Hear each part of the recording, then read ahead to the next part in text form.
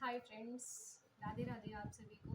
आपका स्वागत है आपके अपने चैनल पे और मेरे अपने चैनल पे अपराजिता द बर्निंग डायरीज पे। आज मैं शेयर करूंगी आपके साथ में प्री की स्ट्रेटजीज। यूपीपीसीएस के प्री की क्या स्ट्रेटजी है, मेरी जो स्ट्रेटजी है वो मैं आपके साथ शेयर करूंगी। और ये प्लेटफॉर्म आपका अपना है, आप इसमें अपनी सलाह दे सकते हैं, कमेंट्स में अपनी राय लिख सकते हैं। आपको कैसा लगा या क्या कमियां हैं मेरे शूट करने में या मेरे रिकॉर्ड करने में, मेरे ब्लॉग बनाने में क्या कमियां हैं, प्लीज़ आप कोई सलाह देना चाहें बिल्कुल दीजिए। आपका खुले मन से स्वागत है और थैंक यू सो मच। तो आइए देखते हैं क्या स्ट्रेटजी है, वो मैं आपको रिटर्न फॉर्म में अभी दिखाऊंगी। जैसा हो, जैसा आपको लगे प्लीज़ आप बताइएगा। Okay, thank you so much, thank you, bye. मिलते हैं नेक्स्ट पार्ट में।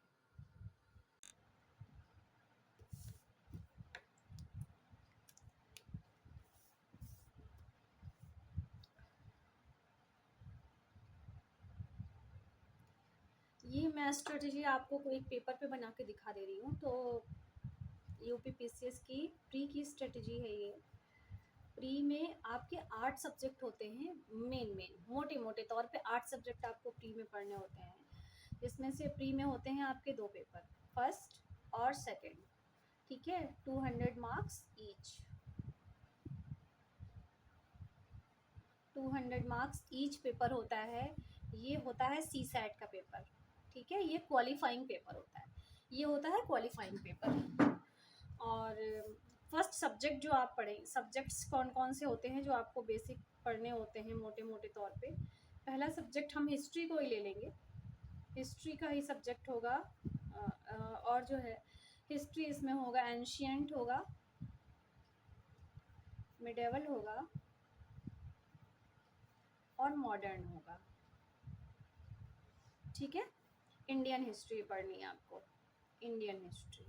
ठीक है, इसके लिए आप घटना चक्र ले सकते हैं, घटना चक्र ले लीजिए। घटना चक्र की बुक बहुत हेल्पफुल होती है, बहुत हेल्पफुल होती है।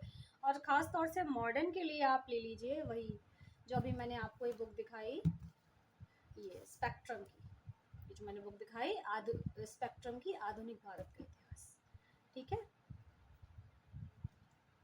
आप एक्स्ट्रा स्पेक्ट्रम की बुक ले लीजिएगा मॉडर्न की, आपको इजीली मिल जाएगी। दूसरा सब्जेक्ट होता है पॉलिटी। पॉलिटी के लिए आप वही घटना चक्र ले लीजिए और दूसरा ले लीजिए लक्ष्मीकांत।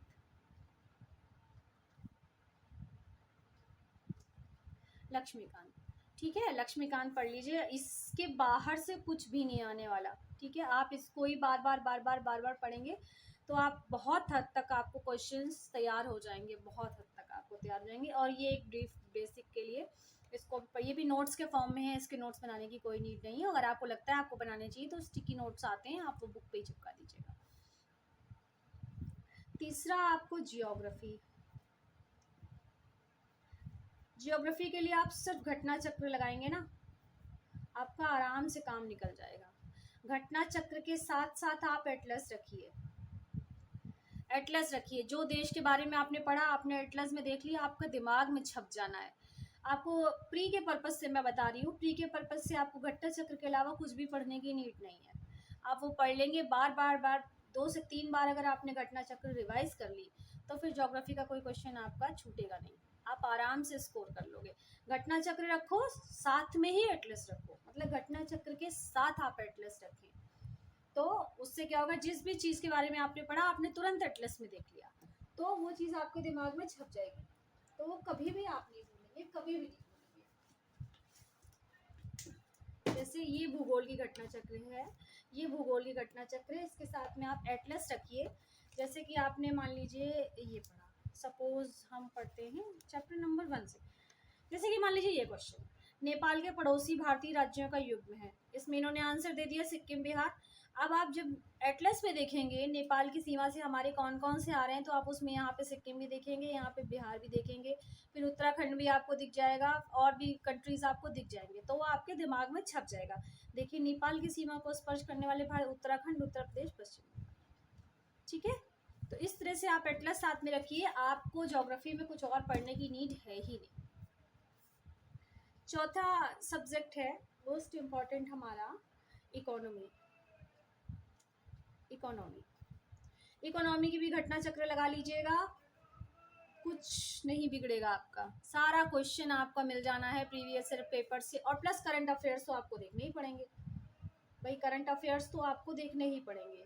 इकोनॉमी ऐसी चीज़ है जो हर दिन अपडेट होती रहती है, तो करंट अफेयर्स प्लस घटना चक्र लगा लीजिएगा इसमें। और प्री के पर्पज़ से मैं आपको बता रही हूँ, मैं आपको बार बार मेंशन कर रही हूँ कि मैं प्री के पर्पज़ से बता रही हूँ, अभी मैं प्री के पर्पज़ से बता रही हूँ। मेंस के लिए मैं स्ट्रेटजी में आपको नेक्स्ट वीडियो में शेयर कर दूँगी, ये तो वीडियो बहुत लंबा हो जाएगा, ठीक है। और फिर पांचवा हमारा आता है मोस्ट इम्पॉर्टेंट सब्जेक्ट, मतलब इम्पॉर्टेंट सब्जेक्ट जो पढ़ा जाना चाहिए, ठीक है, जो छूटे ना, साइंस। साइंस की भी घटना चक्र ले लीजिए,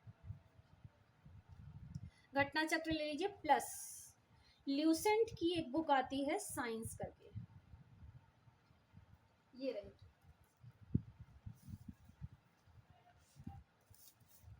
ये रही ल्यूसेंट की साइंस, ये आपको ल्यूसेंट का दिख रहा होगा नाम, ल्यूसेंट का सामान्य विज्ञान, इसमें आपको बहुत अच्छा मिल जाएगा मटेरियल, आप पढ़ लीजिए। फिजिक्स केमिस्ट्री बायो अलग अलग है, जैसे कि मैंने इस तरह से अंडरलाइंस कर रखी है, आप इसे पढ़ेंगे तो साइंस आपकी पूरी कंप्लीट हो जाएगी, आपको कोई और बुक पढ़ने की ज़रूरत नहीं है, आप इसे पढ़िए प्लस साइंस की घटना चक्र लगाइए, साइंस की घटना चक्र लगा लीजिए, इसके अलावा कुछ भी आपको करने की ज़रूरत नहीं है। ये रही साइंस की घटना चक्र, सामान्य विज्ञान, ठीक है।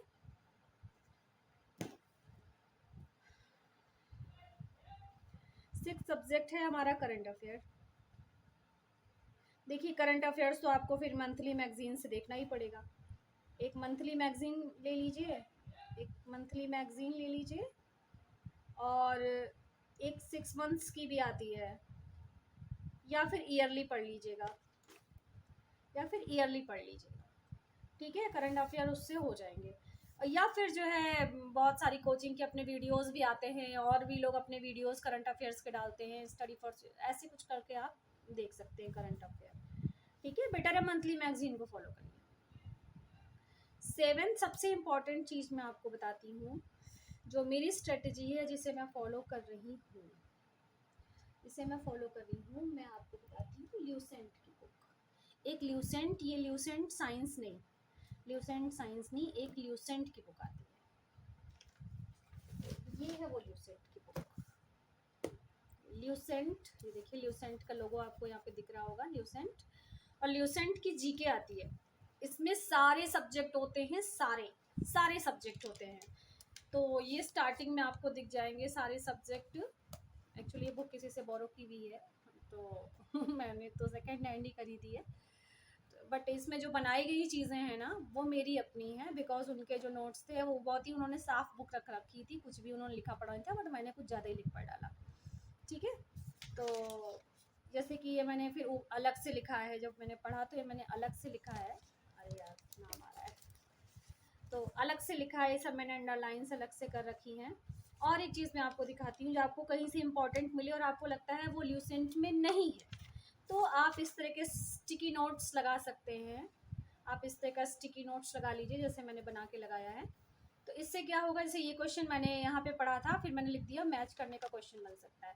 तो अब जब भी ये देखिए, आप देख सकते हैं यहाँ पे लिखा होगा, आपको शायद दिख रहा होगा, यहाँ पे दिख रहा होगा, मैच करने का क्वेश्चन मिल सकता है, तो इस तरह से आप कर लेंगे तो बहुत ईजी रहेगा आपके लिए। इसमें सारे सब्जेक्ट होते हैं, जैसे हड़प्पा सभ्यता मात्र सत्तात्मक है, तो अब जब भी मैं इसे देखूंगी तो क्वेश्चन अगर आ गया, यहीं पे देखिए आर्यों का समाज पितृ प्रधान था, और यहीं पे मैंने लिख दिया हड़प्पा सभ्यता मात्र सत्तात्मक, तो आर्य पितृ प्रधान, हड़प्पा सभ्यता मात्र सत्तात्मक, इस तरह से क्वेश्चन वहाँ रिकॉल करने में बहुत आसानी होगी। धौलावीरा का मैंने शॉर्ट नोट्स बना लिए, धौलावीरा का भारत का सेकंड सबसे बड़ा स्थल है, और स्टेडियम मिला है, अब जो भी है ना। हिस्ट्री का मैंने इस तरह से बना लिया, इसी तरह से मैंने और सब्जेक्ट का भी बनाया है, ये देखिए मैंने ज्योग्राफी भी पढ़ी है थोड़ी बहुत, हाँ ज्योग्राफी का भी मैंने सब कर लिया है, और उसके बाद जो है आगे भी इसी तरह से किया है, ये जैसे मैंने अनुच्छेद 12, ये आपको दिख रहा होगा, ये पॉलिटी का है, तो मैंने पूरा यहीं पे लगा लिया इस तरह से करके। तो ये ल्यूसेंट की बुक भी आप जो है 2 से 3 बार पढ़ सकते हैं, बस आपका प्री निकलने से कोई रोक नहीं सकता। ऐसा मुझसे कहा गया है और मैं ये फॉलो कर रही हूँ और मुझे ऐसा कॉन्फिडेंस बन रहा है, क्योंकि जब मैं पुराने पेपर सॉल्व कर रही हूँ, ये जो मैंने पुराने पेपर्स खरीदे हैं, ये पुराने पेपर्स, जब मैं थोड़े बहुत पेपर सॉल्व कर रही हूँ तो मुझे ऐसा लग रहा है कि हाँ मैं थोड़ा थोड़ा कर ले जा रही हूँ, या आगे आने वाले समय में तो मैं कर ले जाऊँगी। तो एक पुराना पेपर भी ले लीजिएगा आप, जो पुराने पेपर्स का कलेक्शन मिलता है इस तरह से 91 से लेके अब तक आपको दिखाई पड़, आई होप आप ये देख पा रहे होंगे। तो इसमें 2023 तक के सॉल्व पेपर्स हैं, मैं वो कर रही हूँ, तो आप ये ले लीजिएगा। तो कुल मिला के इस तरह की 7 चीज़ें हैं फॉलो करने के लिए। प्री में 8 मैं लिख देती हूँ प्रीवियस ईयर पेपर्स।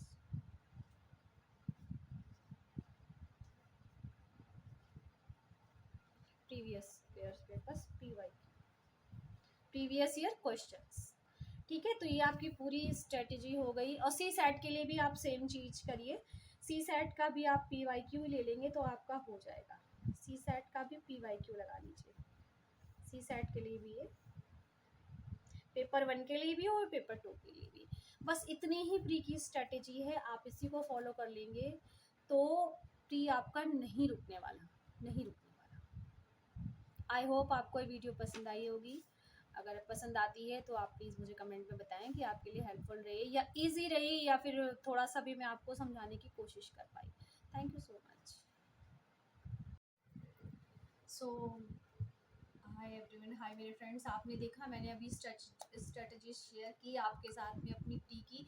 मैं यही बुक लिस्ट फॉलो कर रही हूँ और मैं यही चीज़ें, यही स्ट्रेटजी सेम टू सेम मैं फॉलो कर रही हूँ। और ये बहुत इजी है, आप बस बुक्स में देखना है और एक ही बुक को बार बार पढ़ते रहिए। 10 बुक को एक बार पढ़ने से बेटर है एक बुक को 10 बार पढ़ा जाए। और स्टिकी नोट्स ज़रूर ले लीजिए, स्टिकी नोट्स आपको मार्केट में आराम से मिल जाएंगे और उनमें आप जानते होंगे, बताने वाली कोई चीज़ नहीं है कि उसमें स्टिक ग्लू वगैरह लगाने की कोई नीड नहीं होती, बस आप निकालेंगे और चिपका देंगे। तो आप ले लीजिए और उसमें आपको कोई भी और इम्पॉर्टेंट चीज़ें कहीं से मिलती हैं तो आप उसमें स्टिक कर सकते हैं, तो आपके वो नोट्स भी वहीं पे आपको मिल जाएंगे बुक में। तो रिवीजन करते समय आपको बहुत बहुत आसानी हो जाएगी। तो बस यही थी मेरी प्री की स्ट्रेटजी। और थैंक यू सो मच। अगर आपको अच्छा लगा हो ये video, please like and subscribe. Thank you so much. और बहुत जल्दी, हाँ आपको एक न्यूज़ और देनी है, मेरा स्टेट में टीम में गोल्ड मेडल आया है, तो बहुत जल्द वो मेडल भी मैं आपको दिखाऊंगी, आपके साथ शेयर करूंगी। और यार मुझे बहुत अच्छा लगा, मैं तो सोच रही थी कि भगवान को एक मेडल दे दो, एक मेडल तो चलो भगवान ने गोल्ड ही दे दिया। और यार यूपी स्टेट में लखनऊ को, मेरे मतलब लखनऊ को जो है, लखनऊ की टीम ने जीता है गोल्ड मेडल, ये अच्छी बात तो है ही लखनऊ वालों की। तो थैंक यू सो मच। और